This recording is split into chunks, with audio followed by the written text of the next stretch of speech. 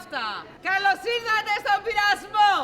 Περιμένουμε τον Αλεκάρα με τον Ερατζάκη να δώσουν την πένια και να πούμε χρόνια πολλά στο Μαράκι, την κυρία Έλλη, το Ζώη και όλο το λαό του πειρασμού. Εγώ προσωπικά έχω γιορτάσει 35 χρόνια πειρασμού, δεν ξέρω που μπερδευτήκαμε και κάνουμε τα 15. Χρόνια πολλά στον πειρασμό, χρόνια πολλά στο Μαράκι και στην κυρία Έλλη. Αλέκο, δώστο!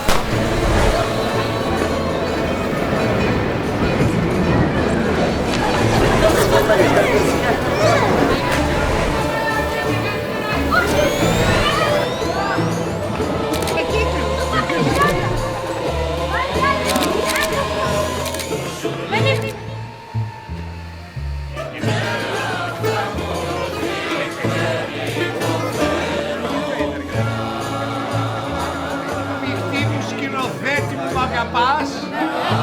Θα σε κλέψω μέσα ό,τι ταραχτά.